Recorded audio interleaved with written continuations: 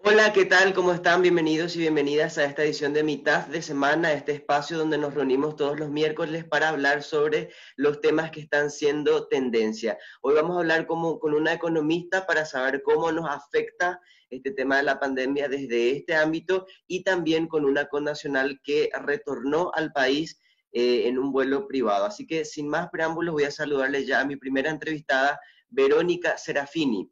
¿Cómo estás, Verónica? Buenos días a vos y a la audiencia.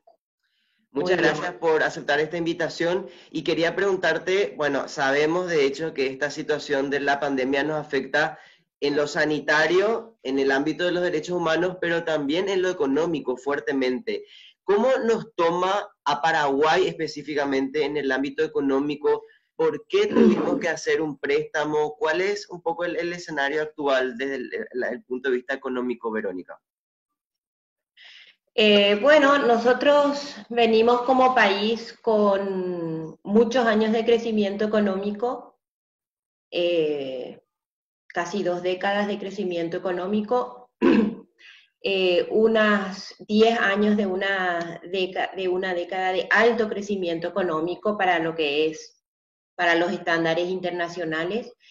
Y después 4 o 5 años de crecimiento igualmente alto, superior a 3-4% anual, y, pero con un modelo económico muy poco diversificado,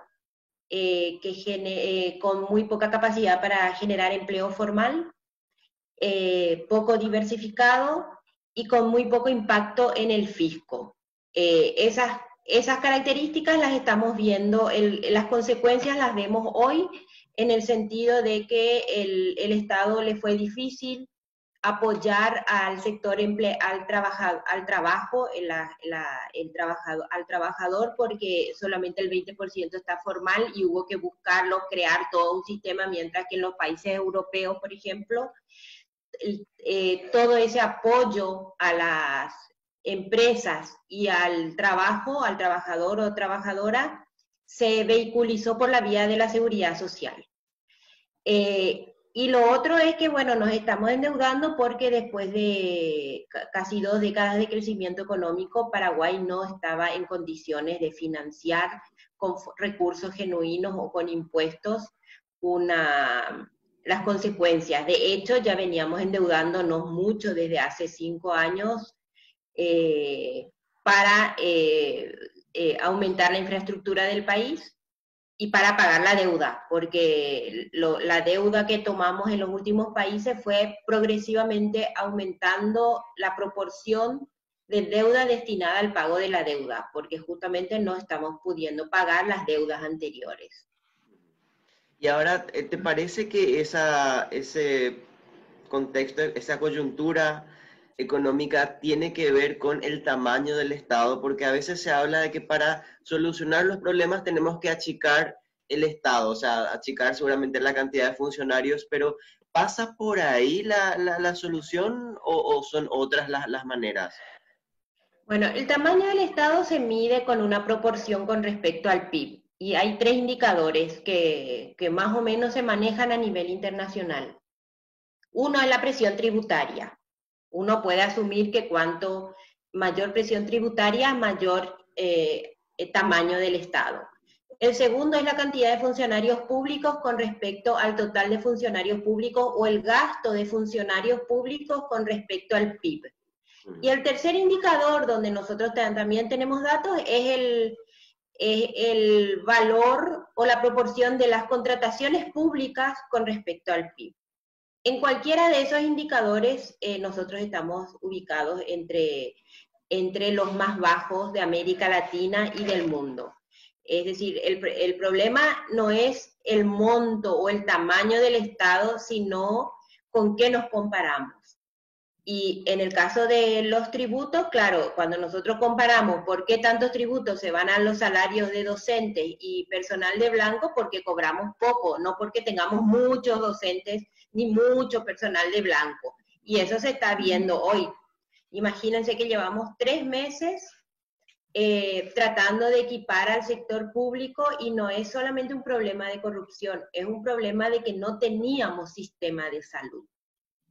Nosotros tenemos servicios de salud fragmentados en IPS, en el Ministerio de Salud, muy baja cobertura en muchas enfermedades, y eso hizo que tengamos que tener hoy, que en realidad el problema se agravó con el problema de la corrupción. Pero fijémonos Uruguay, fijémonos otros países donde pudieron implementar, donde tuvieron cuarentenas realmente inteligentes y no necesitaron parar la economía durante 3 meses, ni 1 mes, ni 2 meses, porque tenían un sistema de salud funcionando. Y nosotros no teníamos un sistema de salud, y eso lo sabemos. O sea, todo el tiempo estamos viendo gente que está pidiendo colaboración, polladas, tallarinadas. La clase media, los que vemos las redes, todo el tiempo estamos viendo eso, no era ningún secreto.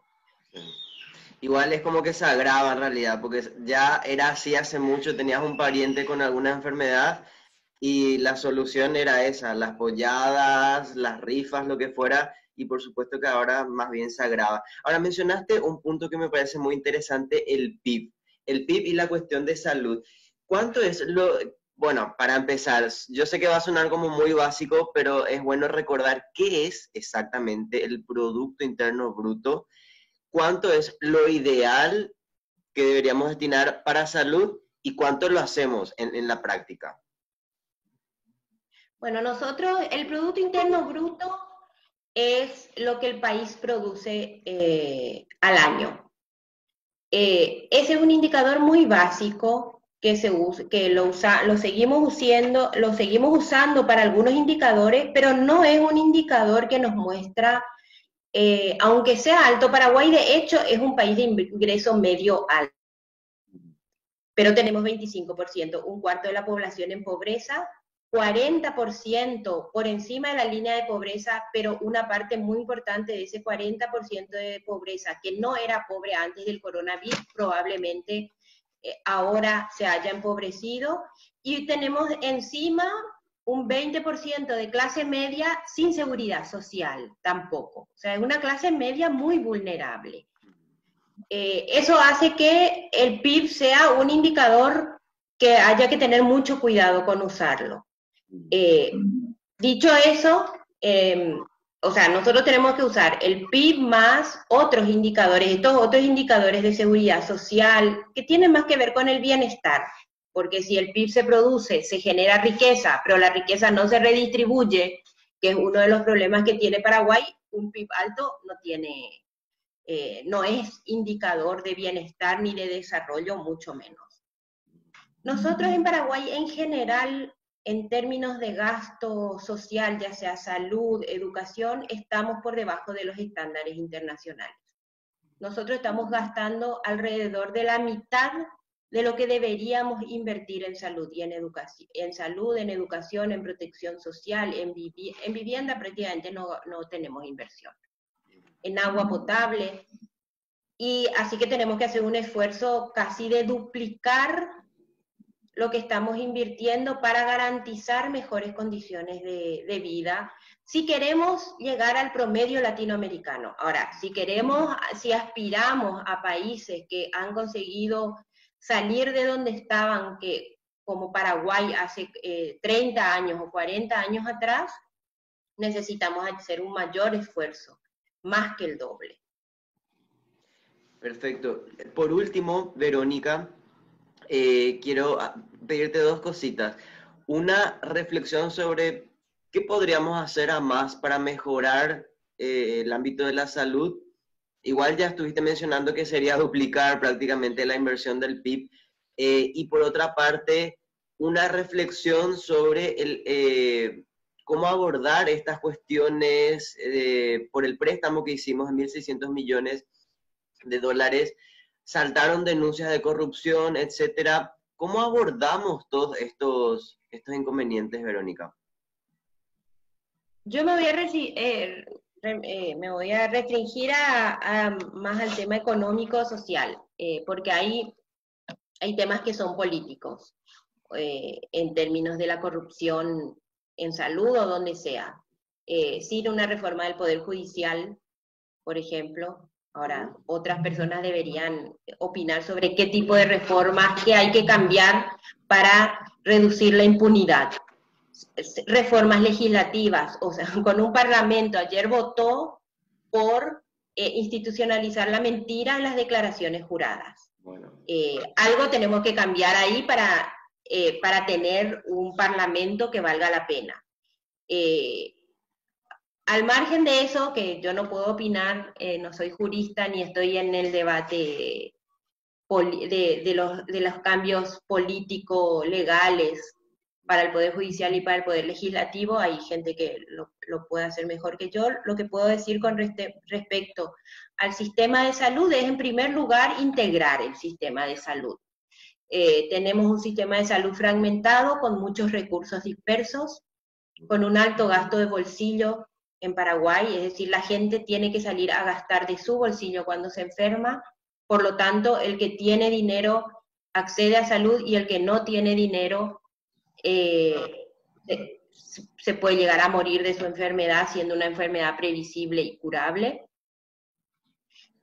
Aumentar la inversión en salud, y para eso hay espacio fiscal. Nosotros tenemos impuestos muy bajos, tasas muy bajas, y eso no va a repercutir en la menor producción si elevamos esos impuestos. De hecho, hay tasas muy bajas en impuestos dañinos, en los que se recauda menos de lo que el Ministerio de Salud gasta, como por ejemplo el impuesto al tabaco, el impuesto al alcohol, el impuesto a las bebidas gaseosas. El Ministerio de Salud está gastando, y IPS gasta muchísimo en enfermedades que podrían reducirse si cobráramos impuestos y desincentiváramos el consumo de esos bienes que son dañinos para la salud. O sea, van a haber sectores que no se van a, que han ganado mucho en los últimos años, con altas externalidades negativas, es decir, ha ganado mucho, no se ha generado suficiente empleo formal con esas ganancias, y además se ha destruido el ambiente. O sea, esos sectores en cualquier lugar del mundo pagan más impuestos que los demás sectores. O sea, tenemos muchos mecanismos. Hay sectores que no van a sufrir el impacto negativo, que van a sufrir menos, por eso en Europa, con una presión tributaria de casi 3 veces más que Paraguay, se están discutiendo nuevos impuestos para financiar la crisis del COVID. Y bueno, hay que entrar en eso. Nosotros, cuando nos queremos comparar con otros países, nos comparamos y decimos somos el primer exportador de carne, el primer exportador de soja, pero a la hora de beneficiar a la población en general no nos queremos comparar con los demás países, con países que les va mejor. Entonces tenemos que ser consistentes en eso. Si queremos ser un país desarrollado, tenemos que ver qué caminos tomaron los países desarrollados y ir hacia ahí. Bueno, creo que por el tiempo que tenemos, es importante, que cerraría diciendo que es importante discutir la reforma de salud. Nosotros tenemos uno de los peores sistemas de salud de la región. Hay países que tienen mejores sistemas y que son vecinos a nosotros. Tenemos que mirar reflexionar sobre los casos exitosos, y yo no tendría miedo tampoco de aspirar a países que, como Paraguay, han salido de la pobreza. Hay muchos países europeos, los últimos que entraron en la Unión Europea, podemos mirar muchos casos exitosos y ejemplares para Paraguay, los tigres asiáticos, de cómo salieron de su situación de subdesarrollo y cómo llegaron a ser lo que son hoy. Verónica, muchísimas gracias por tu tiempo. Muchas gracias a ustedes. Un placer tenerte con nosotros. Chao, chao.